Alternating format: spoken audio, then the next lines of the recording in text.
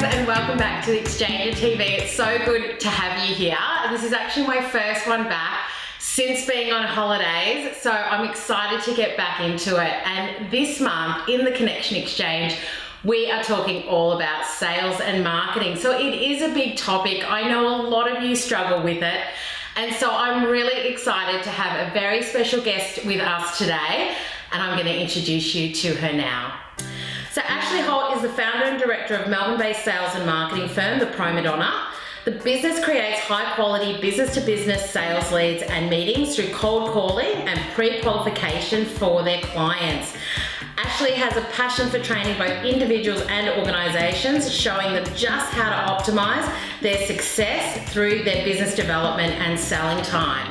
So Ash, welcome to Exchanger TV. Thank you so much. Pleasure being here. So good to have you here. So Ash and I met, must have been a couple of months ago.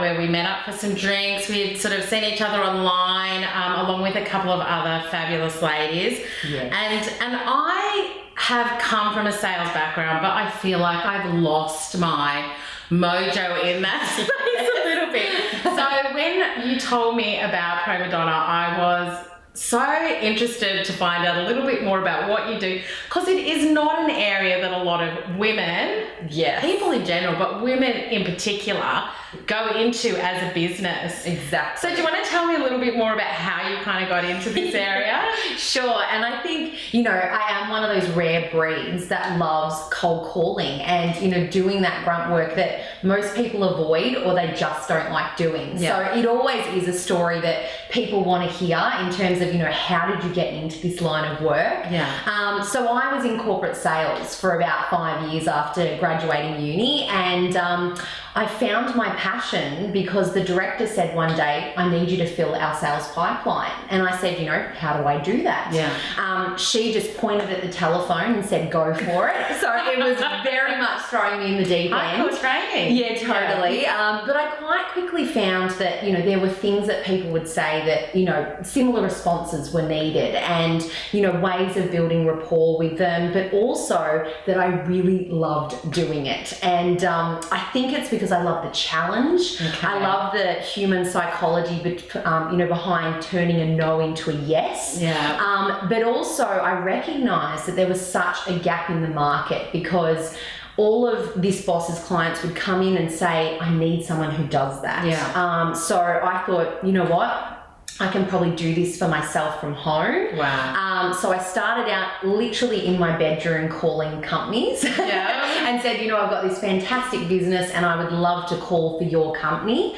And it quite quickly grew from there. I was about to say, that is an offer that a lot of businesses would not refuse. Exactly. Like if somebody called me and said, I will do all of your sales for you.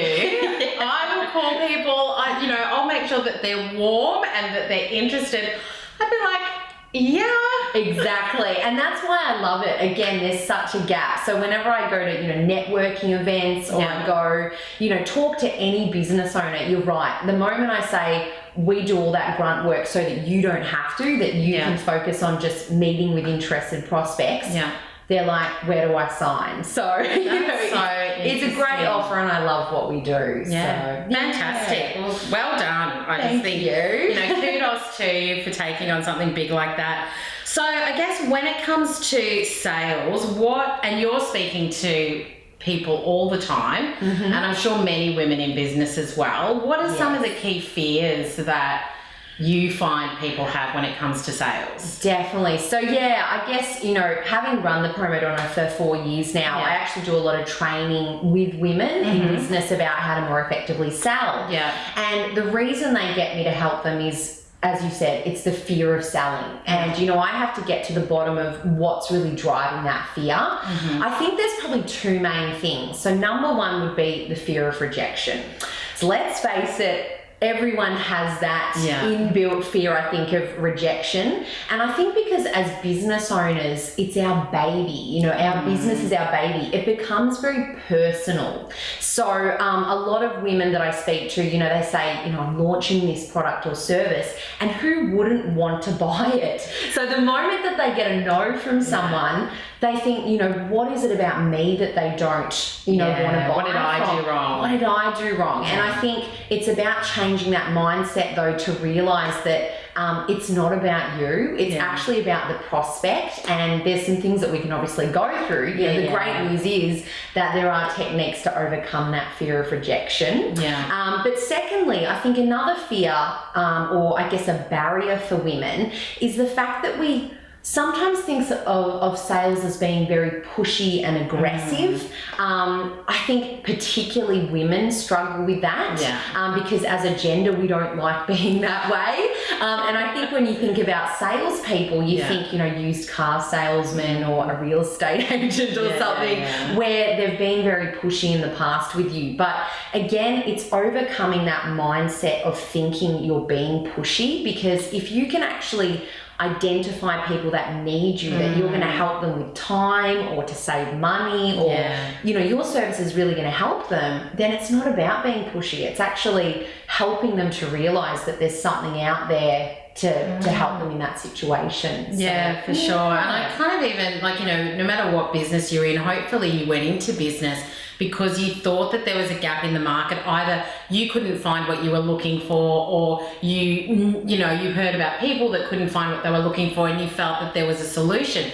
So I think it's about, as you said, keeping that mindset that you are filling a gap and that you started this for a reason. But if you don't tell people, they can't buy. And do you know what? That's a great point, because I think sales has changed a lot over the years. You know, there's that old school method of it's all about your features and benefits. So a lot of people go, this is why I'm so great. This is why my product's so great. But prospects are all about what's in it for me. So you really have to identify what about your products and services helps people and focus more on that rather than this is why, you know, we're so great. Yeah, for sure. And it is, and it's very much the emotion as well. You know, because I find it really interesting, you know, people do buy something, they will buy something that makes them feel like they're achieving something or they're learning something, and I mean, a lot of products obviously give that, but it's interesting how the emotion will always overtake the logical. It's like when there's like a massive program or something out there and everybody's buying it. And people don't buy it. People don't buy it because they need it. They just think, I don't want to miss out. That FOMO is just like insane when it comes to sales, isn't it? Exactly. Okay, great.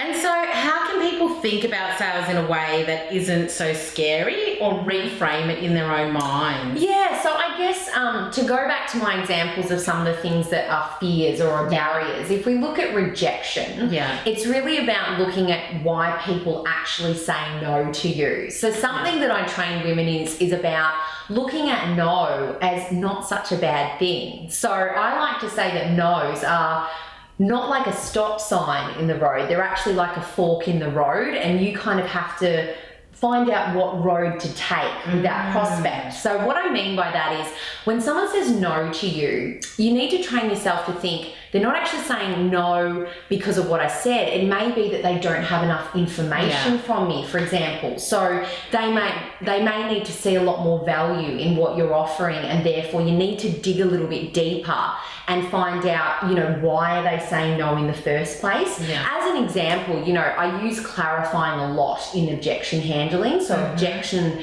handling when it comes to no, I'll clarify what they really mean by what they're saying. So if someone says to you, look, I can't really afford that, sometimes it's not about the price because you haven't even told them what the price of your product is. So you think, hang on, you know, what perception have I given them that we're really expensive, or what kind of budget do they have in mind? So to clarify, you might say, look, you know, can I ask, what kind of budget do you have in mind? Or is it really about price, or is it about something else? So I think no's, as I said, they're more of a request for information. And I think you also have to keep in mind that the first no is never the last no, as I like to say. So you need to keep the conversation flowing if you can. A lot of salespeople or business owners give up after the first no. So if you can actually, again, dig a little bit deeper, keep that conversation going, you're going to be beating your competitors in that sense. So I think that's definitely one way of, hopefully dealing with that rejection. But also, we talked about how women perceive sales as really pushy and being quite aggressive. Yeah. So overcoming that, again, is all about focusing on how you're helping people. So what might be really useful is actually writing a list of the current situations that your prospects are going to be in terms of how they're frustrated. So for the PromoDonna, it might be they're time poor, so they have no time for sales, or they've hired a salesperson before and it didn't work out. So all these key frustrations then highlight how we help people, and that's how you should go into a selling situation, rather than, I really have to push my product and service on this person who doesn't need it. Yeah. You've actually shown yourself that they do need it, in fact, and that's how you should sell it in. Yeah. Yeah. Very good. Yeah, and I do think that so for example, even when you were talking about the PromoDonna as well, I've got the Mastermind Matchmaker service coming up, and, that whole feeling of people feel very alone in their business. They find it hard to connect with others, especially if they're working from home, etc. Yeah. And it's always looking at what, as you're saying, it's sort of looking at what the benefits are to people, what's the emotional state that they might be in, and then also sort of looking at how can I give them the opportunity to say yes by making this clear and making it tailored to them. So your whole clarification of what's the situation, what's the perception, I think that clarification, or really taking the time to understand your audience, or the people that you're trying to sell to or help, I think is really going to help to obviously, have the right things to say to them. Definitely, because I always say that prospects will tell you what they want to hear. This is a really interesting thing, is a lot of people, they don't listen enough when they're selling either, because prospects will give you these little gold nuggets, and if you're not listening, you'll miss them. So it is really important, as you said, to clarify and just work out what really are they dealing with and how can you help them in that situation. Yeah, very good, very good. So we're going to dive into, I asked Ash if she could share her top 5 tips around how to be better at sales in your business and how to, obviously up this skill. Because if you are running a business, which obviously the majority of my audience are, then I know that there is a lot of resistance around it, but it is part of running a business. I mean, you obviously just have to find a way that works for you. Yes. And build out that way of working. Not every sales technique or not every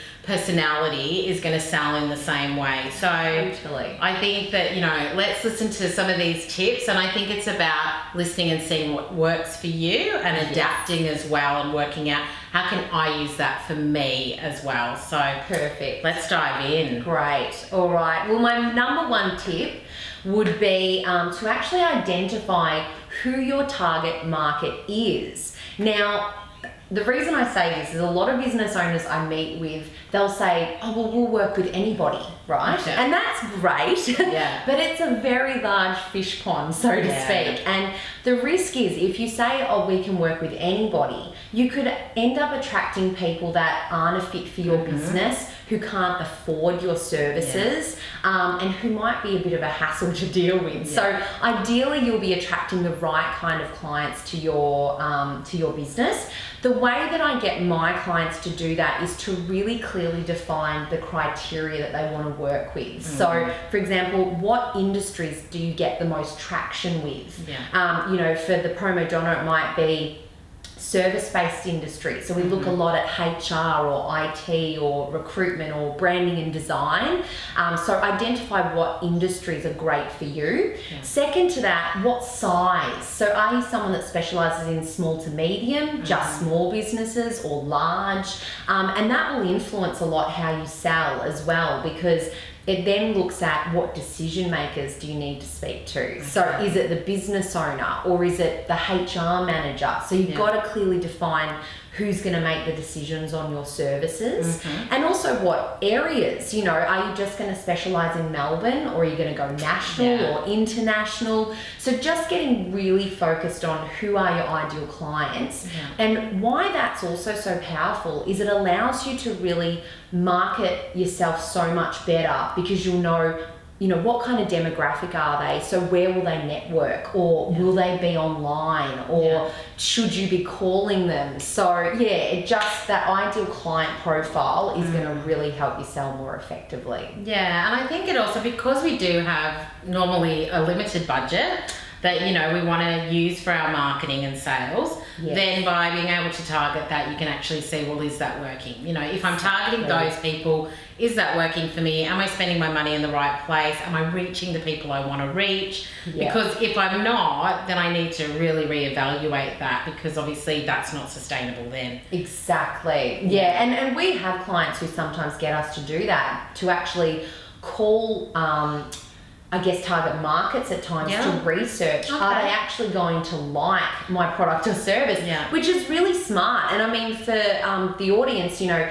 they might even like to do that. You know, do a bit of testing and measuring, because you might just be starting out and you say, well, I'm not really sure who my ideal client is, but it's a process of testing and measuring. So once you start doing that, it'll become very clear quite quickly. Yeah, absolutely. And in my e-course, Beautiful Business by Design, and in my shop, I've got an interview guide to speak to your ideal client. Excellent. Because that was, I think, one of the biggest things for me, is that when I started out, I actually sat with about 12 people. It was over quite a long period of time, a few months, and I sat with people who I thought they were my ideal clients, and I asked them like 25 questions. Yes. I was like, this is the product and service. How does it look? What would you want if you didn't take it or buy it here? Where else would you go for it? Right.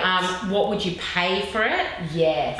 What would you expect, etc. And by just doing that, it just really clarified what the key messages were, being able to use their language, honing the product so that it was exactly what people wanted. Fantastic. Especially if I was like, well, I definitely want to work with that type of person. So if that's what they're looking for, and I kind of get that from a number of people, then I need to be maybe focusing a bit more on that. So I think that research is really, really important. Definitely. And I think it'll save a lot of time and money down the track. Yes. For sure. Great.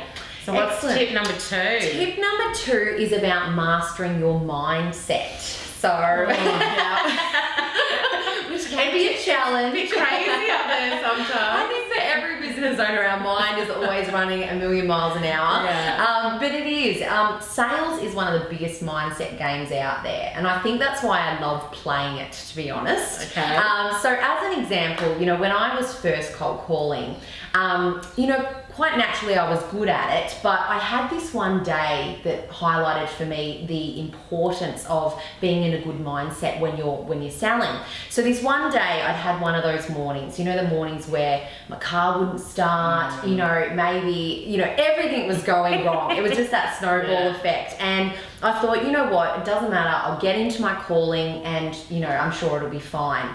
One of the first people that I got through to actually said to me, I wouldn't buy from you. You sound so passionless and I don't think you like what you do. Which was shocking, right? So, you know, most people would take that and go, you know, how did you come back from that? But, you know, I took it on as a learning experience, and I realized that my energy, that negative energy that I had been holding, influenced the caller. And I really believe that, because I've actually trained Vision Australia before, so worked with some blind people on how to more effectively call. And when I told that story, one of the women said, actually, it's like when I'm upset, and she had her vision eye dog there, she said it essentially feeds down the lead to the dog, how she feels. And I love that analogy, because it's a bit like that when we sell, that our energy and the mindset we're in can really influence the people that we're either face to face with or we're talking over the phone with. So it's really important, and I tell my team that you need to be in a great mindset. So whether that's listening to some awesome music before you get into it, or going for a run, or you know, anything that's going to really pump you up. And also I will add to that, that it's important to have really clearly defined goals when you're going into a session. So as an example, you know, I'll have that peak state I'm in, but I'll also go into a calling session with some clearly defined goals on how many meetings I want. Yeah. So I might write, I got 3 meetings for XYZ company. So that future tense as if I already have. Okay, yeah. And it's amazing what that does. It's almost like my brain then starts to filter for who are the 3 that I'm going to set up an appointment with. Yeah. So I would really highly recommend, as I said, getting into a great state and setting some really good goals for your next sales session. Bit of visualization. Totally. Awesome. Very good. Law of attraction and power of visualization, I think, is really important. Yeah, So. and I only really got the law of attraction recently. It's just like, I don't get it. I wrote a blog piece and I think I did a video on it as well. It was like the law of attraction for the practical girl. I'm like, yes. And the example was when you are going to go buy a car. Yes. And then all of a sudden you see it everywhere. And it's like because it's come into your realm of consciousness. I'm like, I get the law of attraction. Finally. And that's kind of what I'm talking about with those meetings. It's like my brain starts to filter for where are the positive, you know, kind of interested prospects rather than if you went into a session with a negative view, you're probably going to find everyone who's going to say no to your product or service. So I love that. It's like I've just built on the law of attraction, but for sales. All right. Exactly. Brilliant. So that would be my second one. The third one is about your elevator pitch. Yeah. I love the elevator pitch. And so many people find it hard though. They're just like, how do I be really succinct in describing what I do or engaging somebody in in a couple of seconds, because that's the fact. And I'm not sure, like, everyone's probably heard of an elevator pitch, but I love the story behind it because it's actually from the 1930s or whatever, when studio producers would obviously be producing these big movies. People would have scripts that they wanted to pitch, but they would never get a meeting with these head of studio producers. So they would jump into the lifts with them, right? And they would only have about 3 seconds to pitch. This is my movie. This is why it's great. This is why you should produce it. Hence why it's the elevator pitch. And I love that. So you've got to keep that in mind, I guess, that when you are pitching, whether it be over the phone, when you're networking, or you're in a sales situation, you do have only about 3 to 5 seconds to really get them interested. So my tip for that would be, you've got to have a couple of sentences which are really clearly defined on who you are and what you do. Yeah. But it's also got to be really interesting and engaging. Yeah. So you've really got to think about, okay, well, you know, as an example, if I'm in the IT space, there's a lot of IT companies out there. What makes me different? So, you know, you've got to focus not only on what you do, but how are you different from your competitors? And that would be my key tip for the elevator pitch. Yeah, and I think, when it comes to the elevator pitch as well, that differentiation, I guess, once again, you've kind of got to know your market. Yes. You got to know. Comes back to that. Yeah, and I actually, I was sitting with a friend the other day and we were talking business, and I actually mapped out, I'm like, okay, so these are all of who I think are my competitors. Yeah. This is where they sit, and this is where I think I position myself and why I think the connection exchange is different. Right. And we were talking about it, and I just think that,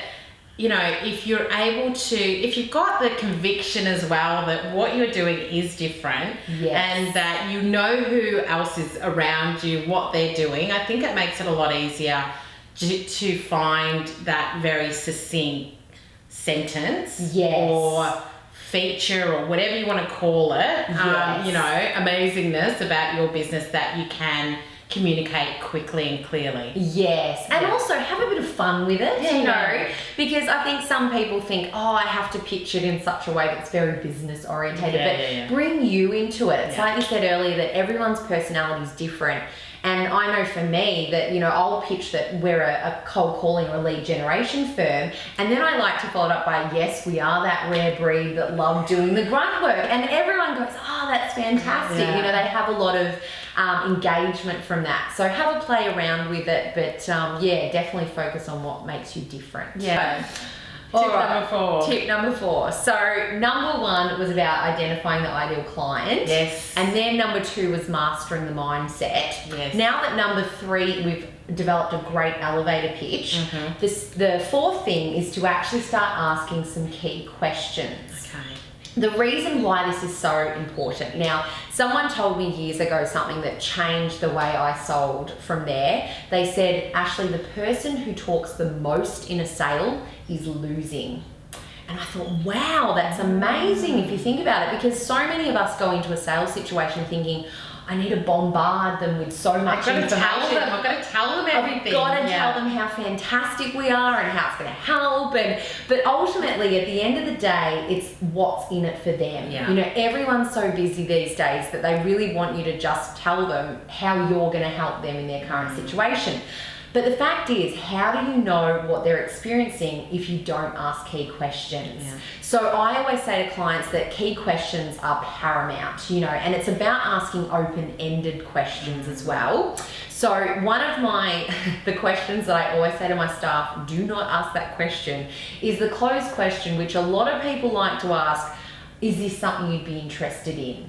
It is a white rabbit for people because usually they opt for the no. You know, it's a way out for them. So rather than saying, you know, is it something you'd be interested in? It's more about finding out their current situation. So for the PromoDonna, I might say, well, tell me about some of your current sales strategies. You know, what have you currently got in place when it comes to selling? So by uncovering what selling situation they're in, you know, if they don't have a process, we might be a great fit for them. So not only are you asking questions that will give you great information to sell back to them, but you might also qualify them out. Because let's remember that not everyone is going to be an ideal fit for you at the end of the day. Yeah, for sure. Yeah. And you do, you know, I was talking to you about somebody else I was speaking to the other day where it was just not a fit, but we both recognise that. So it's not always about getting on the phone and selling so that they come on board with whatever you want. It is really that assessment as well to see, because you want to be working with people you love to work with and who you can help and where it's going to be the right fit for them as well, because you obviously want happy clients and customers. Exactly. And I think that also comes back to that whole the question about overcoming that fear of rejection is also realizing that the people that say no, they might not have been a fit for you anyway. And I was saying that recently to a coaching client that I work with who got her first no, and she said, I'm finding it hard to think, you know, should I just throw in the towel? And I said, you know what? Think of all the hundreds that'll say yes. It's just that one no. So definitely ask key questions of people to find out, are they a good fit for your business? But also, how can you help them in the long run? Yeah, for sure. Yeah. That's a good one. Great. And so after our key questions, number 5 is actually about your pricing. This is a big one.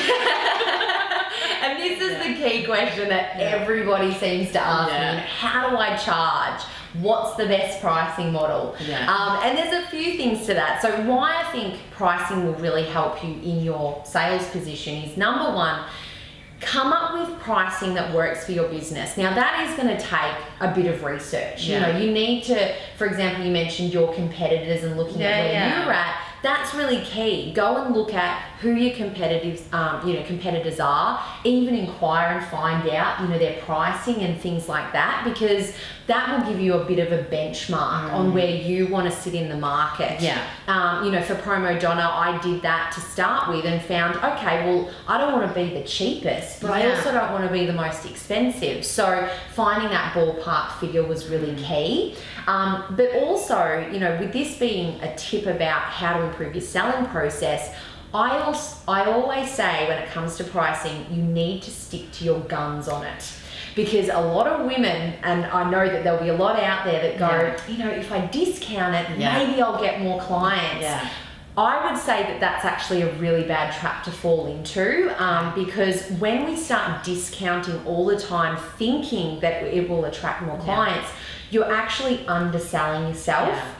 You're probably going to attract the wrong type of clients as well, and they're probably not going to value what you do, because again, I think all of us can speak for situations. I know there's been times where I've said, just this once, I'll, you know, price it down a bit cheaper for someone. And that's always the client that wants you to go over and above and do so much more than you've promised. So, you know, pricing is so key. So firstly, understand what your pricing is and, you know, how valuable you are. You know, don't underestimate that. Whatever you're offering is going to be really valuable to people, and you need to have a really good price for that. And second, don't undersell yourself. You really need to stick to your guns with people on what you offer. And it is the whole thing that price is perception of quality as well. Totally. Which is, I think that's something that a lot of people struggle with. It's like, well, like I'll only charge X amount. It's like, but all your competitors or people who you want to kind of play in the same pool with are charging an additional $500, and then I look and I'm like, well, maybe that program's not as good. Yes. Maybe there's something missing. Maybe maybe I'd rather pay the $500 but know that I'm getting something better, when actually it's the same thing. So I think it is important to know who your competitors are, what they're offering, and then, as you said, consciously position yourself. Yeah. Because it will attract the type of people that you want to attract. Otherwise, you're going to have a lot of people who are not willing to pay for things, which is not a sustainable business model, people. No. And you need to work out. I mean, I know a lot of people that just pick a number, you know, that's my price, but work out how much time are you actually investing in this? Like if you break it down, if you're, you know, selling a service, for example, and you're investing 10 hours a week, well, what price, you know, how much does that come out to be per hour? And are you willing to work for that long term? And also, does that bring you a return? So you got to do some math. I don't always love numbers, but you know, it's so integral to what we do. So for sure. That has been so helpful, Ash. I really appreciate that. Because I do think that it's not something we talk a lot about when it comes to sales and increasing your skills and your knowledge and being a bit more formulaic about how you're actually approaching your business in that way. You know, so doing the research on who your ideal client is, doing the research on who your key competitors are, really looking at, you know, what am I charging, and is that the right amount for the time that I'm putting in? Like these are all things that need, you know, you've got to put the work in to really understand it. I think if you are kind of, you know, then it's not something that's going to potentially give you what you need to grow this business that you love and that you've put so much into. Totally. And I mean, I speak from experience. I mean, we were talking earlier about the fact that in my first year of business, I really did fly by the seat of my pants, so to speak. But you do. You have this brilliant idea and you say, hey, I'm doing really well. But until you actually sit down and go through the numbers of what is this actually making for me, it can be a completely different story. So that's very important. And I think, look, I'm so passionate about sales because, like you said, it is something that we don't often talk about.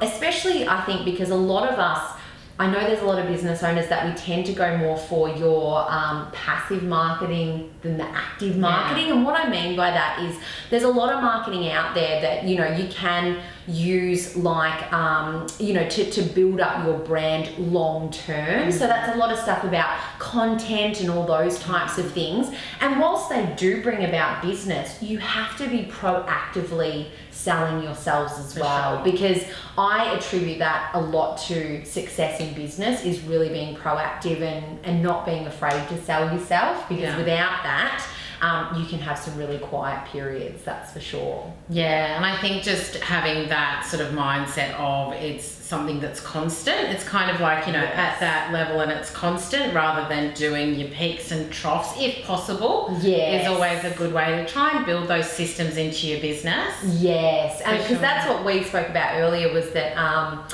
you know, when I started out the business, you know, I had to learn to practice what I preached, because here I am telling companies you need to call companies you want to work with on a consistent basis in order to build up that pipeline. But being a sole trader to begin with, I was calling, I got all these clients, and then I thought, oh, well, I need to manage them now, so I'll leave selling. And then it got really quiet. So now I have that consistent process where I have a resource to do that. But even if you're not at that point where you're big enough enough to get a Yeah. resource, just set aside some time, just once a week. Make it a default, diary, part of that default diary that Monday mornings you call some business owners or go to a networking group or Yeah. something to be really proactive in what you do. Yeah. So, yeah. Very good, very good. All right, well, thank you so much for being with us today. I hope that all of those tips have been helpful for you. It's been so good having you with us. Thanks for that, Ash. Pleasure, absolute pleasure. Very good. I'm going to have all of Ash's details below so that you can check out the PromoDonna. If you are a business that needs somebody else to help you with your sales calls, then I would highly recommend you get in contact with Ash and her team to help you out. I'm also really excited to tell you that Ash is going to be a guest speaker at one of the Epic Women in Business breakfasts coming up later in the year. So you will absolutely be seeing more information on that. We're going to be talking about a few things that are a bit different, really looking at your sales funnel and how you can fill that and understand the process and build a bit of structure in your business so that you feel confident in how you're going to go about selling and setting that up for yourself in a way that works for you. So thank you so much for being with us. Thank you. Have a great day, and I'll speak to you very soon.